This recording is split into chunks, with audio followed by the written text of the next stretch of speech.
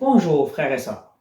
Et oui, j'espère que vous êtes prêts. On arrive maintenant à notre deuxième livre de cette série de deux études, de deux histoires. On arrive à la deuxième section, si vous voulez. Un livre qui semble différent, mais en réalité est très similaire à ce qu'on a déjà vu, celle de Ruth. Bien sûr, je fais référence ici à Jonas. Un livre qui est souvent mal compris. Le nombre de fois que j'ai entendu des prédications ou lu dans des livres. Soyez pas comme Jonas. Faut pas se sauver devant Dieu et ses missions. C'est pas le but du livre. Regardez, le but il est très similaire, je même pareil à celle de Ruth. Ça témoigne du fait que Dieu a un plan pour les nations, pas juste Israël. Et justement, c'est présenté d'une façon qu'il y a des similitudes à Ruth et aussi des dissimilitudes ou des distinctions. De façon similaire, comme je dis, le message principal, c'est que Dieu étend la main vers les nations. Et comment ce livre de Jonas sort de l'ordinaire du reste des livres autour de lui. Un peu comme tous les livres historiques sont concentrés sur Israël, sauf Ruth. Même chose ici. Tous les prophètes s'adressent à Israël. Et même quand ils parlent des autres nations, Ammon va être jugé, Moab va être jugé, c'était fait pour Israël le lise. C'était jamais envoyé aux autres nations. C'est pour qu'Israël sache, vos ennemis, je m'en occupe. Mais ici, le message pour les nations, les livres, il est vraiment envoyé à eux, par Jonas, le messager. Ça, c'est différent de tous les autres livres prophétiques. Un message justement qui les appelle au salut. Je dirais c'est ici qu'il y a une distinction avec celle de Ruth. Ruth, c'est une femme qui choisit de s'engager envers le peuple de Dieu et de suivre l'Éternel. Et donc Dieu lui fait grâce et elle reçoit une rédemption. Mais Jonas, c'est un message à dire le jugement de Dieu va tomber, le peuple le reconnaît, se repent et ils sont donc délivrés de ce jugement. Donc d'un côté, c'est la rédemption de grâce, l'autre, c'est le jugement qui amène la repentance. En vrai, c'est deux côtés de la même médaille qui est l'Évangile. Repentez-vous ou vous périrez, et là, la grâce vous attend pour vous racheter. Les deux se complètent. C'est ça qui est si beau de Jonas et Ruth. Une autre distinction à voir aussi avec l'histoire de Jonas, c'est que Ruth, comme j'ai mentionné, est un peu comme une pièce de théâtre, avec 4 actes. 4 actes qui avancent l'histoire jusqu'au point culminant. Mais là, tu arrives à Jonas, non seulement ce n'est pas une pièce de théâtre, mais il n'y a même pas de point culminant, il n'y a pas vraiment de conclusion au livre de Jonas. Si vous l'avez lu, vous savez de quoi je parle. Mais le livre de Jonas, il est vraiment séparé en 2 grosses sections. Pas 4 actes, même pas 2, c'est 2 grosses sections qu'on peut reconnaître par des piliers qui présentent les 2 sections. Vous allez comprendre quand on va rentrer dans le texte. La première section, il y a de l'histoire et ensuite un poème. La deuxième section, c'est une histoire en 2 parties. Et après tout ça, on se peut regarder le contraste entre ces nations, ces païens que Jonas interagit avec, et Jonas, qui représente dans un sens le peuple de Dieu, le peuple des croyants. Donc, on compare le peuple de Dieu avec ces autres nations, et bien souvent, la comparaison n'est pas très belle, comme on va voir déjà ce matin. Maintenant, c'est là que j'arrive justement à la division du livre. C'est pas un art parfait. J'ai déjà mentionné dans d'autres études de séparer en sections les livres de la Bible. Parce qu'il y en a qui vont dire ça finit tel verset, ils vont dire non, ça va aller à l'autre. Par exemple, quand on commence juste au chapitre 1, il y en a qui disent que 1 à 3 et ensuite 4 à 6, c'est 2 sections. Moi, je crois que 1 à 6 vont ensemble et même ferme la boucle. Je vais vous montrer. Comme je dis, c'est une opinion parmi tant d'autres. En réalité, c'est une grosse histoire, le livre de Jonas. C'est un livre. N'empêche, on va quand même le regarder en sections. Je vais vous montrer justement qu'est-ce que je veux dire par la boucle qui se ferme. Et le tout, je sais pas si vous êtes prêts, en commençant au chapitre 1 et au verset 1. La parole de l'Éternel fut adressée à Jonas, fils d'Amittai, en ces mots. Et devinez quoi? Ça, c'est la même introduction qu'au chapitre 3. De la même façon que cette section commence, la prochaine aussi. C'est là qu'on sait qu'il y a vraiment une grosse division. Il reçoit sa première mission, il désobéit, il reçoit encore la même mission, et cette fois-ci, il obéit.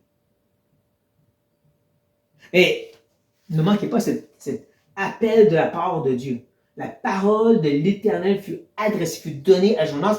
C'est un appel comme les autres prophètes. Pensez à Jérémie, Isaïe, Ézéchiel. Dieu leur donne une commission, une mission à faire. Sauf qu'ici, ça commence tout de suite avec les missions. Les autres prophètes, style Isaïe, va être plus tard dans le livre. Hein, on l'arrive au chapitre 6, et c'est là que Dieu lui apparaît et lui donne une mission. Même chose pour Ézéchiel. Même si Ézéchiel a une vision extraordinaire au chapitre 1, c'est seulement au chapitre 2 que Dieu lui donne une mission. Et là, c'est juste au chapitre 3 d'Ézéchiel, seulement au chapitre 3, que là, Dieu délie sa langue et peut commencer sa mission. Ici, tout ça appartient en rang de la mission. Il y en a qui croient même que le livre de Jonas était plus grand avant, qu'il y a plus de son histoire, puis là, Dieu est arrivé à cet appel. Mais on ne l'a pas. De toute façon, ce qui compte, c'est que ça commence tout de suite. J'ai une mission pour toi, Jonas. Et peut-être vous reconnaissez son nom, parce que dans 2 Rois, j'oublie le chapitre exact, mais ce même Jonas, qui est le même père, est celui qui va reprendre Jéroboam, le roi du Nord, des tribus du Nord. Mais c'est tout ce qu'on sait de Jonas. Ce petit moment ici dans le livre des rois et ce livre. Parce que c'est pas important les gens et qu'est-ce qu'ils ont fait, c'est que Dieu a accompli son plan. Gardons en tête ceci. Donc Jonas reçoit une mission. Voici quelle est la mission. Lève-toi, va à Ninive, la grande ville, et crie contre elle, car sa méchanceté est montée jusqu'à moi. Prenez note de la mission, elle est importante. Lève-toi, va, crie, ou proclame, prêche. Ça, c'est sa mission. Prenez note de ça, mettez dans votre poche, on revient tantôt. Parce que la raison de cette mission, c'est parce que Ninive, cette grande ville, qui était la capitale de l'Assyrie, un empire très puissant du temps d'Israël, avant les Babyloniens.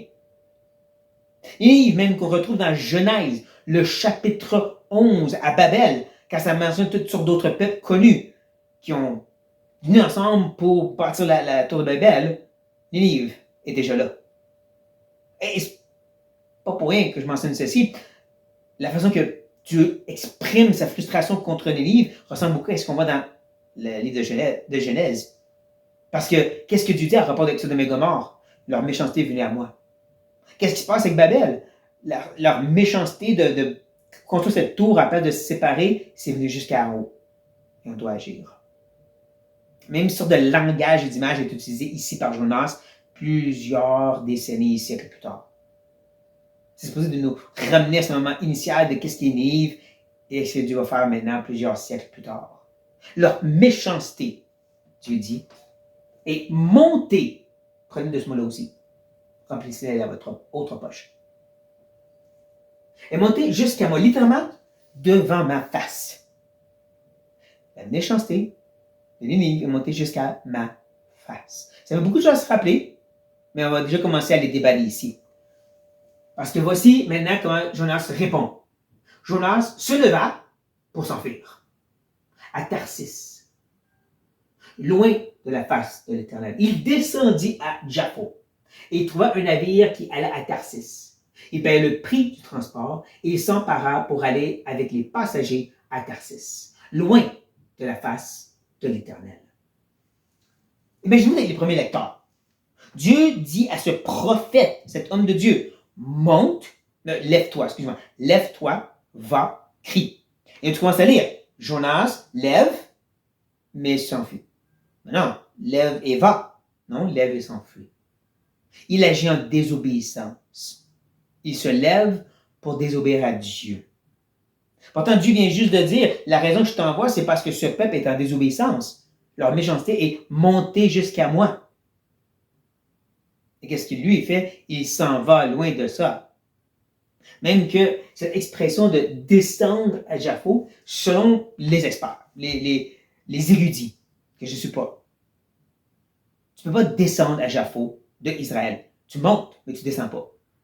Donc le fait que le narrateur, l'auteur nous mentionne qu'il a descendu à Jaffo, c'est peut-être une façon subtile de dire qu'il est en descente libre dans le péché. En se levant pour s'enfuir, il est en train de s'aller tranquillement plus en plus en rébellion. C'est vrai que tantôt, descendre va revenir. Déjà, on voit certains des mots qu'on a mentionnés. Dieu a dit lève, va, crie. Lui, il se lève et il s'enfuit. Mais c'est pas tout. Parce que le narrateur nous répète 3 fois où est-ce qu'il est allé. Tarsis, Tarsis, Tarsis. Il me semble que juste une fois, c'est assez. Surtout que pour les Juifs, la répétition veut dire c'est important. Un peu de la même façon que moi, j'ai souligné en vert et tout pour dire portez attention à ce mot. Ce qu'il faisait en répétant. Dieu a dit quoi? Va à Ninive. Qu'est-ce que lui fait? Tarsis, Tarsis, Tarsis. Est-ce que vous voyez à quel point il est en rébellion contre Dieu? Pourtant, Dieu envoie un message de repentance parce qu'ils sont en rébellion. Puis qu'est-ce que Jonas fait? Il se rebelle. Il se rebelle. Et ça, ne manquez pas, hein? Loin de la face de l'Éternel. Il faut bien comprendre, ça ne dit pas que Jonas pensait aller loin de la face de l'Éternel. Il est un prophète. Il connaît qui est Dieu. Tu ne peux pas te sauver loin de lui. Non, c'est le narrateur qui parle. Le narrateur qui vient juste nous dire que la méchanceté de Ninive a monté jusqu'à la face de l'Éternel. Et il nous dit maintenant que Jonas agit loin de la face de l'Éternel. C'est pour nous ramener en souvenir qu'est-ce qu'eux faisaient devant sa face et qu'est-ce que lui est en train de faire loin de sa face. D'accord? Pour vraiment montrer à quel point que Jonas, présentement, il est aussi pire que l'autre. C'est ça l'idée. C'est vraiment de montrer un contraste entre, OK, les gens de Ninive, horribles, surtout pour les premiers lecteurs, ils connaissaient l'histoire de Ninive, mais Jonas, c'est pas mieux présentement. Et il fait partie du peuple de Dieu, et encore plus, il est un prophète de l'Éternel. Il n'est pas mieux. C'est plus que dans le temps des juges. Où est-ce que le livre des juges termine avec des Lévites, des hommes qui étaient littéralement mis à part pour servir Dieu. Et leurs histoires sont horribles. Vous allez les lire pour vous-même à partir de Juge 17. C'est des histoires horribles. Des hommes qui étaient supposés être l'exemple moral, comme Jonas, et qui ne l'est vraiment pas. Donc, voici le début de notre histoire. Et c'est ici que beaucoup de gens disent qu'on devrait finir la lecture avant de se lancer dans le verset 4. Mais moi, je crois qu'il y a plus à voir pour voir la boucle se fermer. De qu'est-ce qu'il est en train de nous montrer entre Jonas et les païens. Là, présentement, les deux sont aussi pires. Bon. Donc, on sait l'histoire. Mais l'Éternel fit souffler sur la mer un vent impétueux. Et il s'éleva sur la mer une grande tempête. Le navire menaçait de faire naufrage. Voici la réponse de Dieu. Il fait venir, ou littéralement, il lance une tempête sur la mer. Prenez note de ce mot. On n'aurait pas de prendre note de plein de mots, je le sais. Vos poches sont sûrement remplies. Vous allez voir, c'est bénéfique. Donc Dieu lance quelque chose et la mer répond. Elle crée cette tempête comme Dieu a commandé. Vous vous rappelez comment ça a commencé? Dieu donne un commandement à Jonas. Lève, va, prêche. Et qu'est-ce que Jonas fait? Se lève et s'enfuit. Dieu envoie un commandement à la mer. Fais une tempête. La mer obéit. Il y a déjà un autre contraste, n'est-ce pas? C'est vraiment un passage rempli de contrastes. Où est-ce que Dieu essaie de montrer à quel point il y a de l'obéissance et de la désobéissance. Et tout ça, de Dieu, les croyants, qui sont supposés être soumis à l'Éternel. Et pas autant que la tempête. La tempête qui vient aussi amener son outil, son utilité. Et maintenant, on va voir un autre contraste. Les mariniers eurent peur. Ils implorèrent chacun leur Dieu.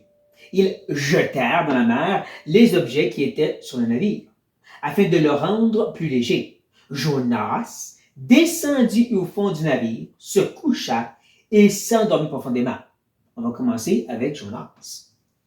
Voici où est-ce qu'il est rendu. Bien sûr, ceci s'est sûrement passé avant que la tempête arrive. Presque dès le début, peut-être qu'il embarquait dans le bateau. Je dis peut-être. Mais, vous rappelez, est-ce que vous voyez comment ça commence? Jonas descend. Qu'est-ce que l'auteur a dit tantôt à propos de Joppa? Il est descendu. Encore, comme j'ai dit tantôt, les mots sont choisis par le Saint-Esprit. Une expression figurative et imagée pour montrer la descente de rébellion de la part de Jonas. Un peu comme, justement, le livre des Juges, c'est une descente, une spirale de rébellion. Et là, voici qu'il descend, et sa conscience ne dérange aucunement. Il va dormir même dans la tempête. Il sait que Dieu lui a dit, va, prêche. Allez, va, prêche, excusez. Lève-toi, va, prêche.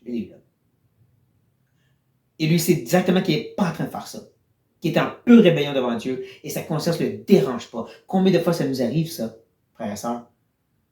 On sait ce que la parole de Dieu nous dit, pas des missions spéciales, qu'est-ce que Dieu a écrit. Et notre quelque chose n'est pas dérangé quand on le fait ou même quand on l'écoute. On est distrait, on donne le plaisir. Je dis entertainment, mais c'est pas le mot en français, on ne l'aura pas. Mais on se laisse divertir par des choses qui ont de la vulgarité, de la violence et de la sexualité. Des choses que Dieu condamne dans sa parole. Et ça ne nous dérange pas. Notre conscience n'est pas affectée, comme Jonas ici, qui va simplement se coucher. Et ça en contraste, comme je dis, avec les mariniers, qui oui, invoquent des faux dieux. Aucun doute, c'est des idolâtres. Mais c'est intéressant que le narrateur est en train de nous dire qu'ils ont jeté dans la mer des objets. Là, on pourrait dire, ben, c'est juste de l'information. On a lu des croûtes. Il n'y a pas juste de l'information. Surtout dans un petit livre, Dieu ne gaspille pas les mots. Il n'y a pas besoin de nous dire qu'ils ont fait ça pour le bien du bateau. Sauf s'il veut nous montrer comment ils ont agi en jetant dans la mer, comme Dieu vient d'agir en jetant la tempête dans la mer. Il y a quelque chose ici. Encore, ils n'adorent pas le vrai Dieu, mais leur action, en préfiguration, semble être similaire à celle de Dieu. Pas pour rien. Et c'est ici que le capitaine va maintenant se tourner vers Jonas pour fermer la boucle, comme j'ai dit. Le pilote, s'approcha de lui et lui dit, « Pourquoi dors-tu? Lève-toi, invoque ton Dieu. Peut-être voudra-t-il penser à nous. Nous ne périrons pas. » Oh, regardez, l'exhortation, la réprimande de la part du capitaine, ce païen. Lève-toi. Comment ça commence l'histoire? Dieu dit, lève-toi, va prêche. Comment ça continue? Jonas se lève pour désobéir. Qu'est-ce que le pilote lui dit? Guidé par l'esprit, en un sens, pas lui, le narrateur qui nous donne l'information, qui lui dit, lève-toi. Puis utilise ta bouche pour nous sauver par ta prière. Encore, eux ne savent pas qu'il y a un seul vrai Dieu, mais n'empêche, le narrateur, oui, il le sait. Nous, on sait. Dieu a dit au début, va, utilise ta bouche pour proclamer un message de repentance pour qu'il soit sauvé. Et voici que le capitaine, en fermant la boucle, comme je dis de ce texte, dit, lève-toi, utilise ta bouche pour nous sauver par ta prière. Je pense que vous voyez comment Dieu présentement est en train de fermer la boucle dans ces 6 petits versets. Jonas, obéis. Donc oui, il y a un sens qu'on devrait être comme Jonas, ou apprendre de lui, mais pas de se sauver devant les missions spéciales de Dieu, mais la pure obéissance à Dieu. Qu'on est appelé à des médiateurs pour ce monde pécheur. Qu'on est appelé à des témoins, des exemples pour ces gens païens. Et à quel point souvent, on ne l'est pas. C'est triste. Il faut passer un peu à Romains 2. Dans Romains 2, Paul fait un contraste entre les païens, justement, les gens des autres nations, les gentils, qui oublient une loi que Dieu a mis dans leur cœur, mieux que les Juifs qui ont la loi écrite. C'est pour vraiment les humilier. Et il y a une chose que, présentement, Jonas, qui parle à Israël premièrement, et qui parle à nous maintenant, le peuple de la Nouvelle Alliance, pour dire, sommes-nous comme ça aussi? Sommes-nous des témoins ou est-ce que c'est les gens de ce monde, les non-croyants, qui sont des meilleurs témoins pour nous? Que nous. Par leur vie, par leur témoignage. Ça devrait nous parler. Je ne peux pas vous le dire le nombre de fois que des non-croyants m'ont exhorté et repris en disant, tu es un chrétien, tu ne devrais pas dire ça ou agir comme ça. Et je remercie le Seigneur qui a trouvé bon de me reprendre. Et j'espère que ce ne sera pas toujours nécessaire. Mais c'est le cas, n'est-ce pas, des fois? Que cette histoire, cette boucle fermée maintenant parle à nos cœurs sur, oui, le fait de ne pas être comme Jonas, mais surtout dans le lien d'être un témoignage pour les gens autour de nous, dans notre obéissance à sa parole écrite, cette révélation que Dieu nous a donnée. J'espère que c'est un encouragement pour vous, chers frères et sœurs. On ne fait que commencer.